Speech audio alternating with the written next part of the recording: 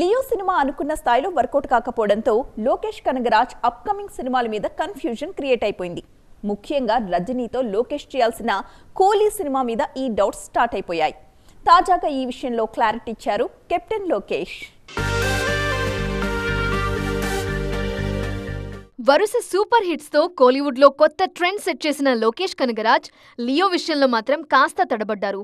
ఈ cinema sets మీద ఉన్న టైంలో రజనీకాంత్ హీరోగా ఓ ప్రాజెక్ట్ అనౌన్స్ చేశారు లోకేష్. లియో రిలీజ్ అయిన కొన్ని రోజుల వరకు సైలెంట్ గా ఉన్న లోకేష్ రీసెంట్ గా టైటిల్ టీజర్ తో రజనీ సినిమా థీమ్ ని రివీల్ చేశారు. ఫస్ట్ గ్లిమ్స్ వచ్చిన కొన్ని రోజుల్లోనే కూలీని పక్కన పెట్టేశారనే ప్రచారం జరిగింది.